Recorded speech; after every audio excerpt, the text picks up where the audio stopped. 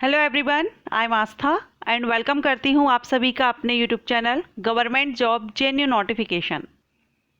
आज के वीडियो में हम बात करेंगे न्यू रिक्रूटमेंट रूल्स के बारे में। रिक्रूटमेंट रूल्स चेंज हो गए हैं, भर्ती के जो नियम हैं वो बदल गए हैं और इससे इफेक्ट होगा पोस्ट ऑफिस की कुछ पोस्ट हैं जिनमें कि भर्ती नियम चेंज हो गए हैं।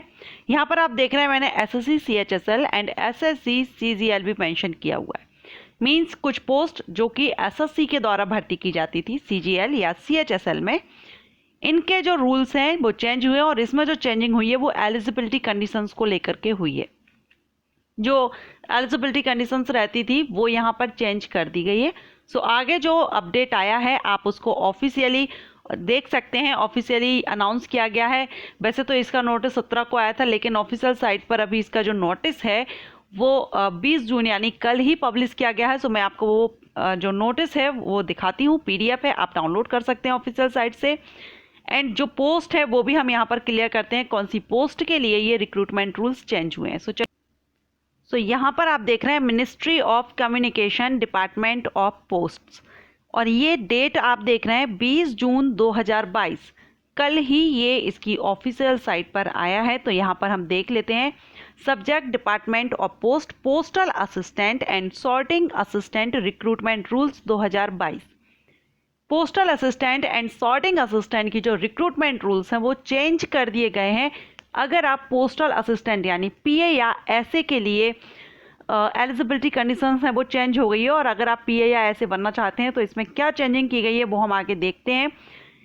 अब वैसे आपने देखा होगा जो पीए एंड ऐसे यानी postal assistant and sorting assistant की जो भर्ती है वो एसएससी सीएचएसएल के द्वारा, जो डायरेक्ट रिक्रूटमेंट है वो एसएससी के द्वारा भर्ती की जाती थी। एंड इसमें अलग अलग विभाग में जैसे भर्ती होती है, अलग अलग ऑफिसेज में रहती है। जैसे डाक सहायक की अगर हम देखें तो इसमें सर्किल कार्यालय तथा क्षेत्रीय कार्यालय में भी डाक सहायक होता है, जो कि पदों की संख्या यहाँ पर टोटल 2738 है। ओके, ये समूह गा के अंतर्गत आता है, यानी ग्रुप सी की पोस्ट रहती है postal assistant and sorting assistant. वेतन की अगर हम बात करें तो ये लेवल 4 से इसकी सैलरी रहती है 25,500 स्टार्टिंग रहती है। अब इसमें जो सिलेक्शन रहता है वो अलग अलग जो सिलेक्शन है अलग अलग ऑफिसेज में होता है। तो इसमें सिलेक्शन तो होता है आपका डायरेक्ट रिक्रूटमेंट या डिपार्टमेंटल एग्जामिनेशन के थ्रू, जिसमें 60% आपका डायरेक्ट रिक्रूटमेंट बेसिस रहता है, और ये जो भर्ती है वो एसएससी के द्वारा कराई जाती है। तो यहाँ पर ये आप देख रहे हैं सीधी भर्ती के लिए जो एज है वो 18 से 27 साल है, जो अभी तक थी वही एज है, लेकिन यहाँ पर जो चेंजिंग की गई है वो है इसकी क्वालिफिकेशन को लेकर के। आप अभी पीए या ऐसे बनते थे तो आप एसएससी के द्वारा जो डायरेक्ट रिक्रूटमेंट होती थी उसमें आपको एसएससी स्टाफ सिलेक्शन कमीशन के द्वारा जो एसएससी सीएचएसएल एग्जामिनेशन कंडक्ट कराया जाता था, आपको ये एग्जाम देना होता था अगर आप पीए या ऐसे बनना चाहते हैं, क्योंकि एसएससी सीएचएसएल के द्वारा पीए और ऐसे की भर्ती की जाती है। लेकिन अब इसमें जो क्वालिफिकेशन रख दी गई है, अभी ये 2022 का न्यू रिक्रूटमेंट रूल्स आया है। अभी तक तो ये 12th पास कैंडिडेट के लिए थी ये पोस्ट, लेकिन अब से ये जो पीए और ऐसे की पोस्ट है ये 12th पास कैंडिडेट के लिए नहीं रहेगी, क्योंकि यहाँ पर आप देख रहे हैं किसी मान्यता प्राप्त विश्वविद्यालय या संस्था से बैचलर डिग्री और कंप्यूटर पर वर्क करने की आपको नॉलेज होना चाहिए। मीन्स इसमें अब बैचलर डिग्री कर दिया गया है। ओके, सो ये यहाँ पर कंडीशन चेंज कर दी गई है योग्यता को लेकर के। अभी तक जो 12th पास कैंडिडेट रहते थे वो एसएससी सीएचएसएल में पी और ऐसे को काफ़ी पसंद करते थे, और इंडिया जो पोस्ट विभाग है उसमें पी और ऐसे की पोस्ट के लिए काफ़ी कमेंट्स भी आ रहे थे कि मैम आप पी और ऐसे पोस्ट के लिए आप एक अलग से वीडियो अपलोड कीजिए। तो वैसे तो मैंने पी और ऐसे पोस्ट पर अपलोड किया हुआ है, लेकिन ये न्यू रूल्स आ गया है। मैंने उस वीडियो में आपको 12th के बेस पर बताया हुआ है। अगर आप मेरा प्रीवियस वीडियो देखते हैं पी और ऐसे पोस्ट का, तो वहाँ पर मैंने 12th पास बताया हुआ है। तो आप वहाँ पर ये ना सोचे कि मैम ने इसको 12th पास क्यों बताया, क्योंकि ये न्यू रूल्स है। अभी इसमें जो चेंजिंग आ गई है कि अब ये ग्रेजुएट कैंडिडेट बैचलर डिग्री जिनके पास है वो ही इसके लिए डायरेक्ट रिक्रूटमेंट के लिए एलिजिबल रहेंगे। अब बाकी की जो पोस्ट है यानी 40% जो पद रहेंगे वो आपके फिल किए जाएंगे डिपार्टमेंटल एग्जामिनेशन के थ्रू, तो हम उनको छोड़ देते हैं। वो जो डिपार्टमेंटल एग्जामिनेशन है उसमें आपका 12th लेवल ही रहेगा। यहाँ पर इन्होंने क्लियर भी कहा गया है, आप इसको रीड कर सकते हैं कि जो डिपार्टमेंटल, आप यहाँ देख सकते हैं, ऐसे व्यक्तियों के लिए शैक्षणिक अर्हता जो इन नियमों के अधिसूचना की तारीख को नियमित आधार पर ग्रामीण डाक सेवकों का पद धारण किए हुए हैं, किसी मान्यता प्राप्त बोर्ड से 10+2 उत्तीर्ण ही रहेगी। यानी जो प्रमोशन लेकर के, प्रमोट होकर के अगर पोस्टल असिस्टेंट या सॉर्टिंग असिस्टेंट बनते हैं, उनके लिए योग्यता 12th ही है। लेकिन जो डायरेक्ट रिक्रूटमेंट होती है, जो फ्रेशर कैंडिडेट हैं और वो एसएससी के जो एग्जामिनेशन के द्वारा आप भर्ती हो रहे हैं यहाँ पर, तो वहाँ पर आपके लिए बैचलर डिग्री कर दी गई है essential qualification postal assistant and sorting assistant के लिए। तो अब क्या हुआ, अभी आप एसएससी का जो सीएचएसएल एग्जामिनेशन देते थे, अगर आपको पीए या ऐसे बनना होता था तो आप एसएससी सीएचएसएल अपने माइंड में सेट किए हुए थे कि हमको एसएससी सीएचएसएल एग्जामिनेशन देना है।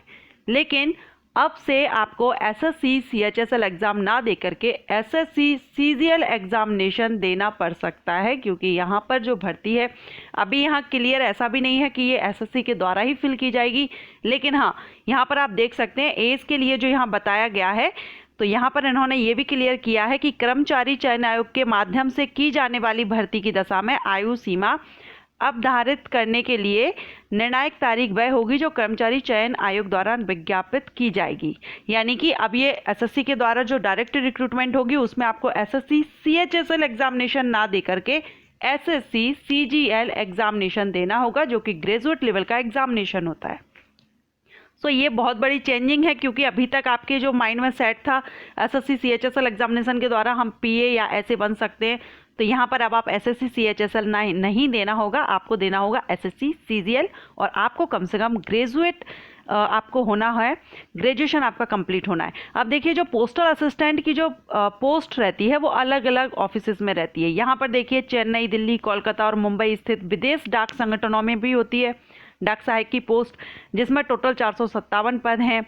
इसी तरह से एज सभी में सेम है और क्वालिफिकेशन भी सबको सेम दी गई है डाक सहायक के लिए। इसके अलावा बचत बैंक नियंत्रण तथा आंतरिक जांच संगठन, इसमें भी डाक सहायक की है, तो यहाँ पर 3265 टोटल हैं और ये डिवाइड किए जाएंगे 23 डाक सर्कल्स में। ओके, इसके बाद देखिए नेक्स्ट है सर्कल, एक मिनट, डाक सहायक डाकघर पोस्ट ऑफिस में।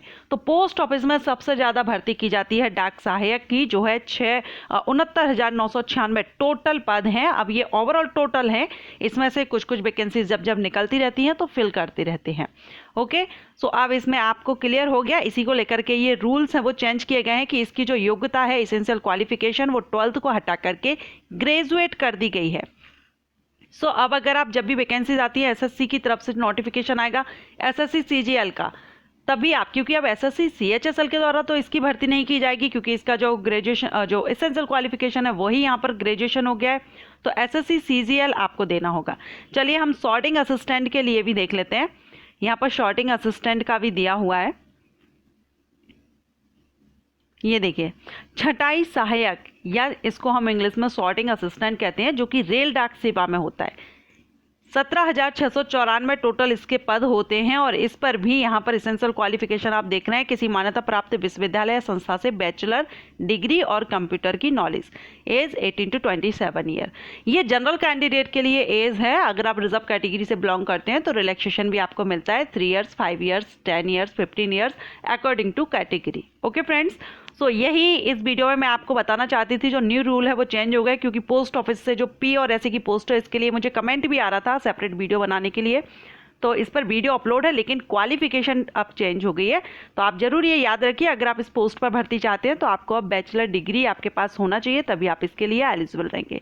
वीडियो पसंद आया तो वीडियो को लाइक कीजिएगा, इसी तरह के वीडियोज़ के लिए चैनल को सब्सक्राइब कीजिए। Thank you.